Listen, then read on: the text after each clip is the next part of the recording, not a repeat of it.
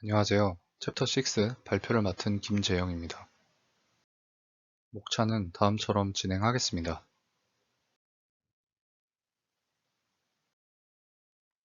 인공신경망은 굉장히 복잡한 함수들이 수학적으로 사용되는 복잡한 구조입니다. 그 구조를 보기 앞서서 기본 요소가 되는 개별 뉴런에 대해서 살펴보겠습니다. 입력의 웨이트를 곱하고 바이어스를 더하는 것과 같은 선형 변환을 거치고 비선형 함수인 활성화 함수가 적용이 됩니다. 이 하이퍼볼릭 탄젠트 함수 역시 활성화 함수로 사용되는 함수입니다. 일반적으로 인풋인 x와 아웃풋 O는 스칼라 혹은 벡터이고 마찬가지로 W도 스칼라 혹은 매트릭스가 될 수 있습니다. 이때 W와 X의 쉐입은 같아야 합니다.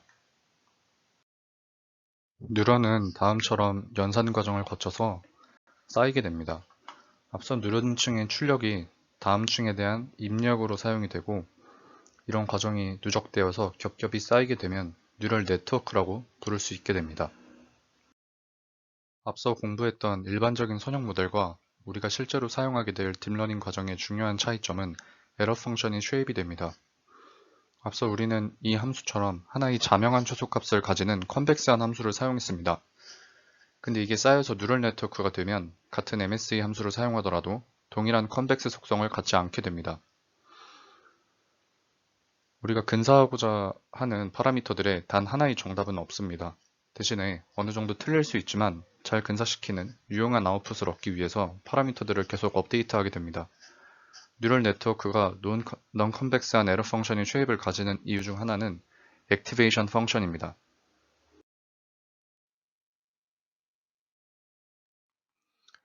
이 활성화 함수가 어떤 걸 가능하게 해주냐면 우선 모델 내부적으로는 출력 함수가 서로 다른 값에서 다른 기울기를 가질 수 있게 해줍니다. 이건 선형 함수는 할 수 없는 부분입니다. 이걸 이용해서 임의의 함수를 신경망이 근사할 수 있게 됩니다. 또한 두 번째로 네트워크의 마지막 층에서 주어진 범위로 선형 연산의 아웃풋을 집중시켜주는 역할을 하게 됩니다. 이 주어진 범위로 아웃풋을 집중시켜준다는 게 무슨 말인지 이해하기 위해서 우리가 개의 이미지를 잘 표현하는 데이터에 높은 점수를 주는 그런 모델을 만들었다고 가정해 보겠습니다.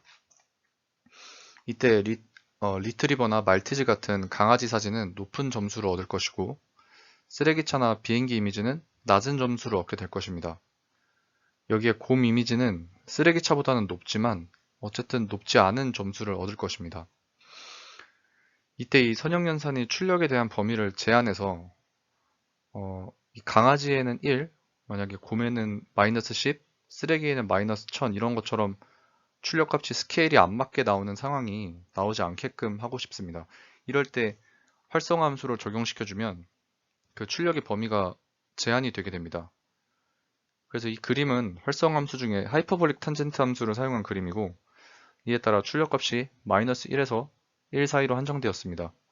그리고 0 주변에서는 이렇게 상수와 같은 기울기를 가지게 되고 음이 무한대로 갈 때는 마이너스 1, 양이 무한대로 갈 때는 1에 수렴하게 됩니다. 이에 따라 어떤 결과값을 보게 되면 결과값이 다음처럼 나오게 됩니다. 쓰레기차는 마이너스 0.97, 곰 이미지는 0.01로 거의 0에 근접하고 거의 강아지 사진들은 0.98로 1에 근접한 값이 나오게 됩니다. 이런 활성화 함수는 여러 가지가 쓰이고 있습니다. 이 그림에서 첫 번째 열의 두 함수는 하이퍼볼릭 탄젠트 소프트 플러스, 두 번째 열은 이 왼쪽에 있는 함수들의 좀 딱딱한 버전입니다. 그리고 오른쪽에 이 시그모이드는 딥러닝 초기에는 많이 쓰였지만 최근에는 기울기가 소실되는 등의 단점이 부각돼서 잘 사용되지 않는 상황입니다. 이 6가지 중 가장 많이 보편적으로 사용되는 것은 렐로 함수입니다. 보통 액티베이션 펑션을 뭘 사용할지 선택을 할 때 이 렐로 함수를 가장 많이 사용을 하고 상황에 따라서 어떤 함수를 사용할지 선택하시면 되겠습니다.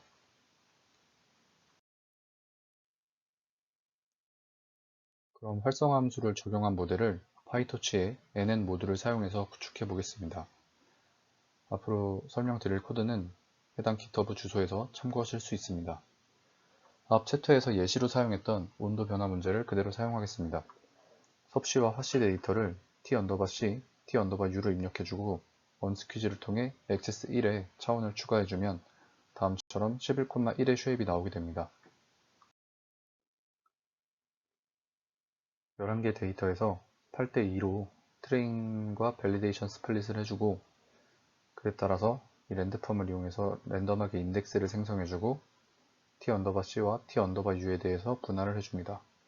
그리고 후에 스케일링 과정까지 거친 것을 확인하실 수 있습니다. 이제 파이토치의 NM 모듈을 사용하여 선형 모델을 함수처럼 호출할 수 있습니다. 앞서 트레인 테스트 스플릿을 해준 t_un의 쉐입이 2,1이었기 때문에 이 2,1의 텐서를 1,1의 선형 모델에 통과시켰으므로 2,1의 쉐입을 가지는 아웃풋이 나오는 것을 확인할 수 있습니다. 파이토치의 NM 모듈은 여러 개의 샘플에 대해서 동시에 진행하도록 설계되었습니다. 이때 인풋의 0번째 차원을 배치의 표본수로 인식하게 되고 이 경우에는 배치가 10입니다. 따라서 오른쪽 그림은 배치화된 이미지 데이터에 대해서 비슷한 상황을 보여줍니다. 배치 사이즈는 3이고 채널의 차원이 3인 이미지 데이터셋입니다. 이 데이터를 모델에 넣으면 배치 사이즈 곱하기 아웃풋 피처의 개수로 나오게 됩니다.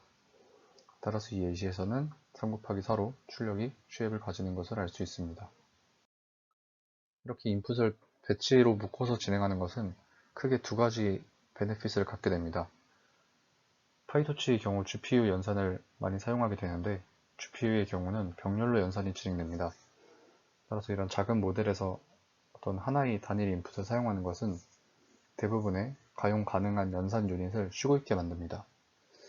그래서 인풋을 배치로 사용을 함으로써 그 연산이 다른 연산 유닛들로도 이루어지게 되고 배치화된 결과가 단일 결과만큼 빠르게 나오게 됩니다. 추가적으로 다른 베네핏은 몇몇 발달된 모델들이 전체 배치로부터 통계적인 정보를 활용하고 보다 큰 배치 사이즈에서 통계적으로 유용하게 결과가 도출된다는 점을 들 수 있습니다. 다시 우리 예시로 돌아와서 그 선형 모델을 기존처럼 수식을 이용해서 따로 함수를 정의해주지 않고 이 NM 모듈을 이용하면 선형 모델을 이렇게 바로 호출해서 사용할 수 있습니다. 이때 아규먼트로 인풋 피처의 개수와 아웃풋 피처 개수를 1,1로 설정해 주었습니다. 이때 옵티마이저를 기존처럼 SGD를 사용했는데 이 모델을 NN 모듈을 통해서 호출해 주었기 때문에 기존처럼 파라미터에 대해서 입력해 줄 필요 없이 파라미터스 메소드를 호출해 주면 간편하게 파라미터를 호출할 수 있습니다. 또한 로스 펑션 역시 따로 정의해 줄 필요 없이 바로 호출하여 사용할 수 있습니다. 결과를 보시면 트레이닝 로스와 밸리데이션 로스가 순탄히 감소하는 것을 확인할 수 있습니다. 이때 위쪽은 기존의 NM 모듈을 사용하지 않고 로스 펑션을 따로 정의해준 트레이닝 루프의 결과값이고 아래는 NM 모듈을 이용한 결과값입니다. 이때 웨이트와 바이어스는 다음과 같은 값으로 나왔고 기존의 수기로 작성했던 값과 거의 동일함을 확인할 수 있습니다. 이제 신경망을 구성해 보겠습니다. NN.시퀀서를 이용을 하게 되면 신경망 모델을 쉽게 구축할 수 있습니다. 한 개의 입력 피처에서 13개의 은닉 피처로 펼쳐지고 하이퍼볼릭 탄젠트 액티베이션 펑션을 통해 그 값을 전달하고 결과 13개의 피처를 한 개의 피처로 선형 결합합니다.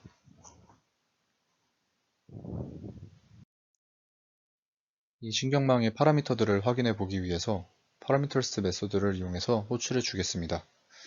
NN 모듈을 이용해서 만든 모델이기 때문에 다음처럼 반복문 하나로 각 층에 해당하는 파라미터들의 쉐입을 쉽게 확인할 수 있습니다. 이 13,1과 13은 각각 2층에 해당하는 웨이트와 바이어스의 쉐입이고 같은 맥락으로 각각 웨이트와 바이어스가 되게 되겠습니다. 그라디언트를 0으로 초기화시켜주는 제로그라드 메소드와 백월드로 그라디언트를 계산하고 스텝으로 업데이트하는 과정을 기존처럼 똑같이 진행을 해줍니다. 기존의 선형 모델과 크게 다르지 않은 걸 확인할 수 있습니다. 결국 두 모델 다 그라디언트를 업데이트하며 트레이닝 될 수 있는 미분 가능한 모델입니다. 모델의 매개 변수를 검사할 때 이름으로 매개 변수를 식별할 수 있으면 편리합니다. 이를 위해서 named paramenters라는 메소드가 있습니다. 이걸 호출하면 다음처럼 각 파라미터들을 해당하는 이름과 함께 확인할 수 있습니다. 또한 시퀀셜 안에 각 모듈은 아규먼트로 등장하는 순서에 따라 오디널하기 때문에 order dict를 사용하면 각 모듈에 이름을 붙일 수가 있습니다. 이름을 붙인 것을 named parameters로 이렇게 확인을 해보면 다음처럼 이름이 저장됐음을 확인할 수 있습니다. 트레이닝 루프입니다. 8대2로 트레인 테스트 스플릿을 진행해주고 해당 데이터로 훈련을 시킨 결과를 보여줍니다. 결과물을 보게 되면 트레이닝 로스는 지속적으로 감소하지만 밸리데이션 로스는 에폭 3000부터는 점점 증가하는 부분에서 오버피팅이 됐음을 짐작할 수 있습니다. 결과를 그래프로 보기 위해서 톨치점 어레인지를 통해 20부터 90까지의 범위를 생성해 주었습니다. 이때 numpy로 데이터를 변화해 주는 것은 파이토치를 이용한 텐서 데이터는 GPU에 올라가 있는 상황이기 때문에 numpy 혹은 리스트로 변환해 주는 과정이 필요하기 때문입니다. X축은 화씨, Y축은 섭씨로 설정해 주고 인풋 데이터를 점으로 마킹하고 아웃풋을 X로 마킹했습니다. 보시면 전체적으로 결과가 나쁘지 않게 나온 것을 확인할 수 있습니다. 결론입니다. 이번 챕터에서는 간단한 모델을 만들고 훈련하는 과정을 NN 모듈을 이용해 구현하는 것이 어떤 이점이 있는지 그런 부분에 대해서 알아보고 실제로 구현해보는 시간을 가졌습니다. 이상 발표 마치겠습니다. 감사합니다.